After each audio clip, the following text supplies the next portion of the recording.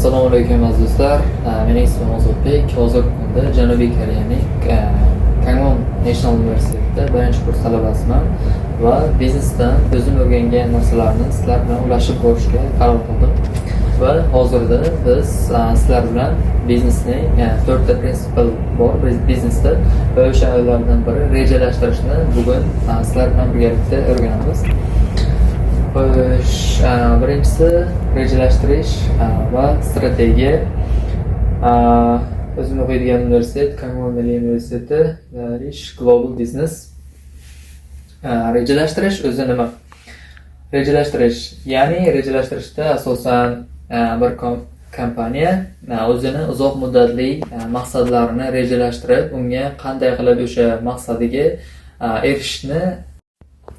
Misol uchun Apple kompaniyasi keyingi 2 yillikda hozirgi paytda iPhone 6 ni chiqargan bo'lsa, keyinchalik 2 yildan keyin iPhone 8 o'shani ishlab chiqarishdagi rejalari yoki boshqa kompaniyalar o'zini maqsadlari mana shu yilga kelib qanaqa natijalarga erishishi, mana shuni polniy rejalashtirib chiqishi, bu ya'ni rejalashtirish prinsipiga kiradi. Asosan bu rejalashtirish o'zi boyda aytganimdek biznesda 4 ta prinsipal bor. Birinchisi rejalashtirish, ikkinchisi tashkil qilish, uchinchisi rahbarlik qilish va oxirgisi nazorat qilish. Ya'ni rejalashtirish bu birinchisi, shu 4 ta prinsipalda asosiy prinsipal hisoblanadi. Xo'sh, bilasizki, rejasiz ish kutilganday bo'lmaydi. Shuning uchun ham rejalashtirish prinsipi biznesda juda ham asosiy prinsip hisoblanadi. Rejalashtirishning foydasi. Nima foydalar bor? Birgalikda ko'rib chiqamiz. Rejalashtirish, ya'ni yo'nalish beradi, xodimlarga nima qilish kerakligini ko'rsatadi. Va ikkinchisi noaniqlikni kamaytiradi va kelajakdagi muammolarga tayyor bo'lishga yordam beradi. Masalan, bitta kompaniya oldindan nima qilish kerakligini rejalashtirgandan keyin har bitta ishchisiga qanaqa vazifa berishini bilgandan keyin, o'sha rejalashtirgandan keyin ancha, ya'ni oldindan qanaqa problema bo'lishini bilib, o'shanga tayyor bo'lib reja tuzganligi sababli noaniqlikni ancha kamaytiradi. Uchinchisi pul, vaqt va resurslarni tejaydi. Nima uchun? Ortiqcha harakatlarni oldini oladi. Masalan, kompaniyaning ichida har qanday bir chalkashliklar, bir ishchi ikkinchi ishini vazifasini qilishi yoki nima qilish, ya'ni chaos deydi ingliz tilida, ya'ni tartibsizlik bo'lmaydi kompaniyada agar u yaxshi rejalashtirilgan bo'lsa. Har bitta ishchi o'zini nima qilishini, qaysi vazifaga yuklatilganini juda yaxshi biladi va shuni hisobiga ortiqcha harakatni oldini olinadi. Nazorat qilishni osonlashtiradi, chunki ishlarda mezonlar yaratiladi va shuning uchun ham ancha nazorat qilishni osonlashtiradi biznesda rejalashtirish. Rejalashtirish turlari kim tuzadi va qancha muddatga mo'ljallangan? Xo'sh, birinchisi strategik reja. Bu strategik, asosan o'zi biznesda, biznes kompaniyada top manager, ingliz tilida top manager, middle manager, first line manager va general employee bo'ladi.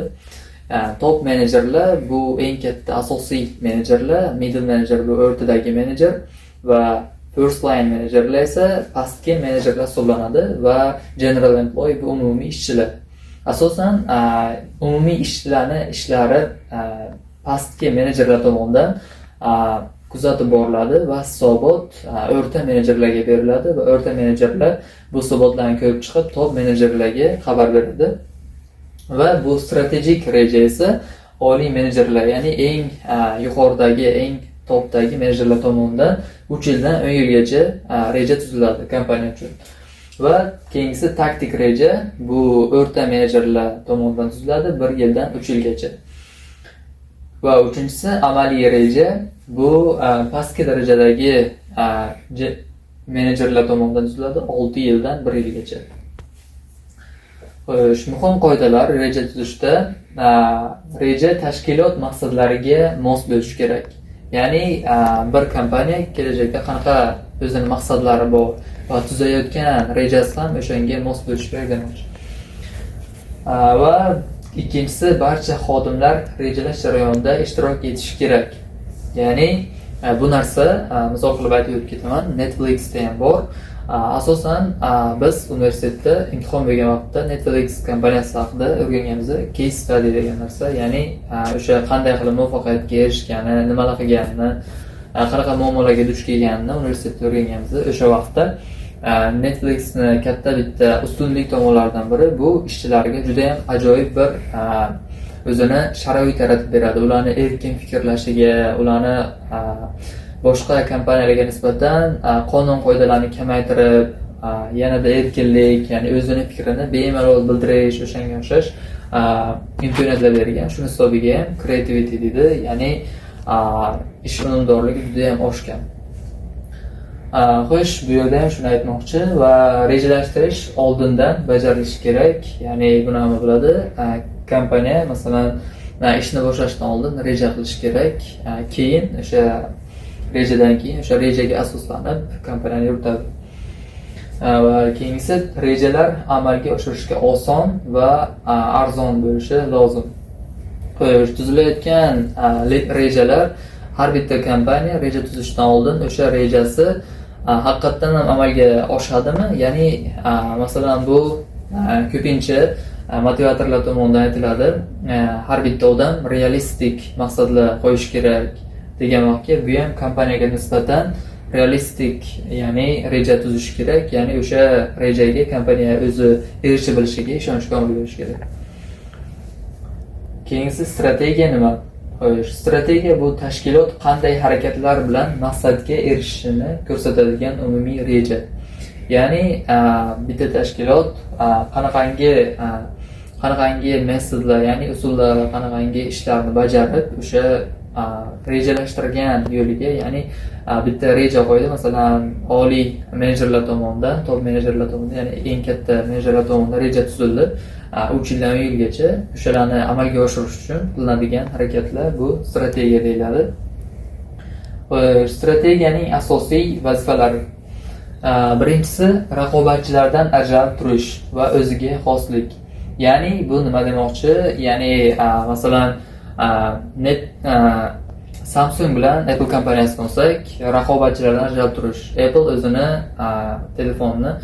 telefonlarini masalan dizayni Samsungga qaraganda Apple kompaniyasidagi ilovalar Apple telefonda luxurious deydi, ya'ni yanada dizayni ancha kuchliroq. Keyin ko'p ustunliklari ham bor Apple'ni. Misol uchun Apple foydalanuvchilari uchun Apple'ni farqi yaqqol ko'rinadi. Ba'zi birlar Samsungni yaxshi deydi. Samsungni ham ya'ni ustuvor tomonlari bor iPhone'dan ko'ra, iPhone'ga qaraganda. Ular ham o'sha userlar uchun, ya'ni o'sha foydalanuvchilar uchun ham ya'ni o'zini qulay jihatlari bilan ajralib turadi. Xo'sh, ya'ni o'sha kompaniya bir mahsulot yaratganda boshqa bir kompaniyalarga qaraganda o'zining mahsuloti ajralib turishi kerak, qaysidir sifati bilan. Ya'ni bu competitive advantage deydi. O'shani hisobiga ham kompaniya ko'tariladi. O'sha advantage'da, ya'ni o'sha ustuvorlikda hisobiga, o'ziga xoslik hisobiga. Ikkinchisi, mijozlar uchun qiymat yaratish, mahsulot va xizmatlar orqali. Ingliz tilida brand loyalty, brand value deydi. Product value, ya'ni o'sha boshqa odamlarni siz o'sha kompaniya yaratgan mahsulotga bo'lgan munosabati. Misol uchun yana Apple kompaniyasini olsak, misol qilib olsak, juda ham ko'p odamlar dunyo bo'yicha Apple'ni juda ham bir sifatli telefon yaratadi deb hisoblashadi. Ya'ni shunchalik darajaga u telefonga ya'ni qiymat qo'yishgan ko'pgina aholi dunyo bo'yicha. Qancha qimmat bo'lsa ham o'shani olishga harakat qilishadi. Mana shu vaqtda uni qanchalik qiymati balandligi seziladi. Xo'sh, keyingisi resurslarni samarali ishlatish, kompaniya imkoniyatlarini to'g'ri taqsimlash. Xo'sh, ko'p kompaniyalar bor, o'zini resurslarini to'g'ri yo'lga ishlata olmaydi. O'shani hisobiga ham o'sha kompaniyada rivojlanish juda ham sekin bo'ladi. Agar o'zini resurslarini to'g'ri o'z vaqtida o'z joyida ishlatsa, kompaniyada yanada o'sish bo'ladi. O'shani aytmoqchi. Strategiya turlari. Birinchisi korporativ strategiya, ya'ni qaysi sohalarda ishlash kerakligini belgilaydi. Korporativ strategiya buni o'zida 3 ga bo'linadi. O'sish strategiyasi, ya'ni kompaniyani kengaytirish. Birinchi korporativ strategiyadagi birinchisi bu o'sish strategiyasi. Ya'ni bunda bitta kompaniya o'zini mahsulotlarini yanada kengroq, masalan, u xalqaro tizimda sotsa, o'zining mahsulotlarini yanada boshqa davlatlarga yanada kengaytirish o'zining biznesini. Keyingisi barqarorlik strategiyasi, mavjud holatni saqlash. Ya'ni ba'zi bir holatlarda ba'zi kompaniyalar o'zining mahsuloti boshqa kompaniyaning mahsulotiga nisbatan sifati yaxshi bo'lmasligi hisobiga yoki bir ikkita kamchiliklar hisobiga ular yanada kengaytirib, o'zining biznesini kengaytirib foyda qilmasa-da, o'zining holatini ushlab turishi bu juda ham yaxshi holat. Minusga kirib ketgandan ko'ra o'zining holatini ushlab turishi. Keyingisi qayta tiklanish strategiyasi. Muammolar bo'lsa qisqarish. Ya'ni o'sha kompaniya minusga kirib ketyaptimi, iloji boricha tezroq o'sha holatdan, ya'ni o'sha biznesdan chiqib, boshqasini boshlash kerak. O'shani nazarda tutyapti. Keyingisi raqobat strategiyasi, qanday raqobat qilish kerakligini belgilaydi. Birinchisi arzon narx bilan raqobat. Misol uchun oddiy qilib aytganda, ko'pchilik odamlar arzon narsani olishga harakat qiladi, lekin masalan ba'zi bir odamlar sifatli narsa olay deydi. Odamlar ham har xil odamlar bor. Birinchisi masalan arzon narx ham ko'pchilikni o'sha e'tiborini tortadi mahsulotga nisbatan. Ikkinchisi noyob mahsulot, ya'ni sifatli mahsulot. Ko'p odamlar sifati yaxshi, masalan ko'p odamda yo'q bo'lgan yanada sifatliroq narsani sotib olgisi keladi, qancha qimmat bo'lsa ham olishga harakat qiladi o'sha narsani. O'shanaqa mahsulot yaratish haqida aytyapti. Keyingisi ma'lum bozorga e'tibor qaratish. Masalan, bitta kompaniya, masalan Apple kompaniyasi MacBook, ya'ni planshetlar, o'zining telefonlari yoki kompyuter yoki boshqa narsalarni ishlab chiqarayotgan vaqtda yoki boshqa bir kompaniyalarni olsak, ba'zi kompaniyalar faqatgina gadjetlarga yaratibgina qolmasdan, avtomobil yoki boshqa narsalarni ham yaratishadi, ya'ni investitsiya qiladi boshqa sohalarga ham. Bunda aytmoqchiki, ma'lum bir bozorga, ya'ni masalan Apple kompaniyasi faqatgina elektronik gadjetlar, telefonlar, faqat shuni elektronik qurilmalarni rivojlantirishga o'zining fokusini qaratgan va masalan ko'p narsaga e'tiborini qaratgandan ko'ra bitta narsaga kuchni berib, e'tibor qaratib ish qilgan vaqtda o'sha sohada rivojlanish yanada kattaroq bo'ladi. O'shani nazarda tutyapti. Keyingisi funksional strategiya, har bir bo'lim uchun alohida rejalar. Bunda birinchisi marketing strategiyasi, ikkinchisi ilmiy tadqiqot strategiyasi. Marketingda bo'ta aytib o'tganimizdek, qanday qilib o'sha tuzgan rejalarini amalga oshirish uchun qiladigan harakatlar, nima harakatlar qilish kerak o'sha rejani amalga oshirish uchun. Keyingisi ilmiy tadqiqot strategiyasi, ya'ni yanada sifatli, yanada arzon mahsulotlarni ishlab chiqarish uchun qurilmalarga investitsiya qilinadi, ya'ni ko'pgina odamlarni jamlab, ya'ni olimlarni jamlab pul tikib o'sha narsaga yanada o'sha qurilmalarni, mahsulot ishlab chiqaradigan qurilmalarni yanada rivojlantirish, yanada arzon narxda sifatli mahsulotlarni ishlab chiqarish uchun. Keyingisi mijozlarga xizmat ko'rsatish strategiyasi. Bunda mijozlarga juda ham yaxshi muomala bilan yaxshi xizmat ko'rsatish nazarda tutilgan.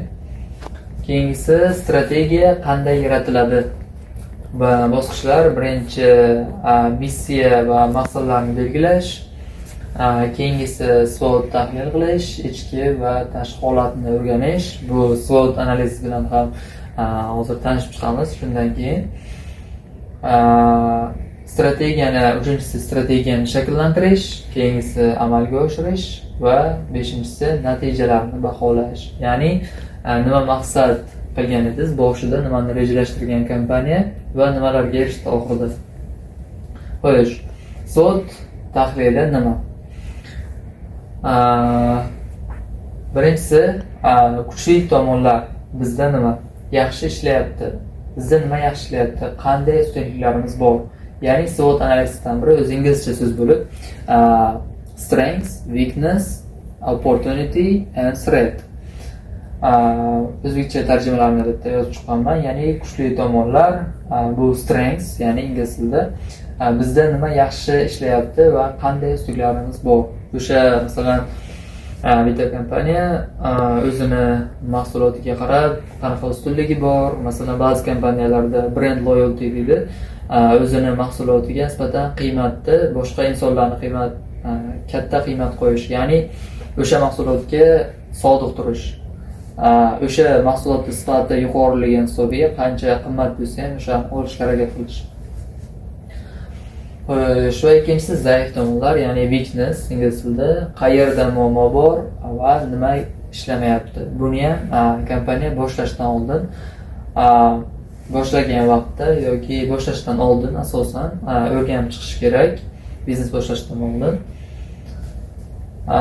Ya'ni bu SWOT analiz asosan o'sha biznesda bir joyda o'sha nima imkoniyatlar bor, nima kuchli tomonlari bor o'sha kompaniyani, nima xavfli tomonlar va qanaqangi mana shu zaif tomonlari borligini ko'rib chiqib, o'sha maxsus bir joyda biznes qilsa bo'ladimi yoki yo'qmi, o'shani aniqlab olib, keyin agar imkoniyat ko'proq bo'lsa, o'sha joyda biznesni boshlaydi.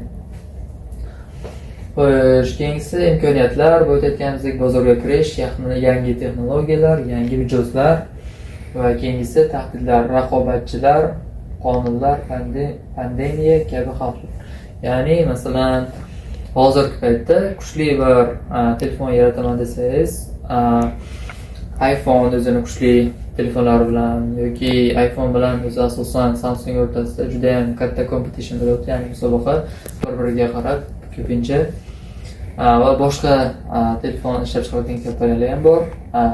Bu masalan bu bozorda o'z telefonlari bir kompaniya o'zining telefonlari juda ham ko'p sotilishni xohlasa, ya'ni muvaffaqiyat qozonishni xohlasa, Apple yoki Samsungga nisbatan juda ham kuchliroq bo'lishi kerak. Ya'ni bu raqobatchilar ham xavf tug'diradi. Ya'ni mahsulot kutilganda yaxshi sotilmaydi. Va SWOT analizining foydasi nima? Foydalari bor. Birinchisi muammolarni aniqlaydi, ikkinchisi reja tuzishni osonlashtiradi. Chunki hamma o'sha hududni o'rganib, weakness, ya'ni nima xatar bor, nima imkoniyatlar bor, hammasini o'rganib chiqib, keyin reja tuzsa, maqsadga muvofiq bo'ladi ancha. Va keyingisi ko'p sohalarda qo'llaniladi. SWOT analiz faqatgina biznesda emas, masalan, inson o'zida ham qanaqa ojiz tomonlari bor, qanaqa kuchli tomonlari bor, shuni o'rganib chiqib, o'ziga masalan bir sohasini tanlasa ham bo'ladi.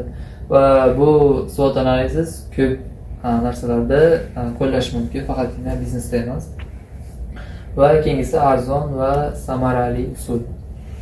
Ya'ni o'sha analiz qilib chiqqandan keyin, o'rganib chiqqandan keyin o'sha imkoniyatlar va o'sha zaif tomonlarni yanada boshqa bilmasdan turib birdaniga biznesni boshlagandan ko'ra arzon va samarali usul bo'ladi.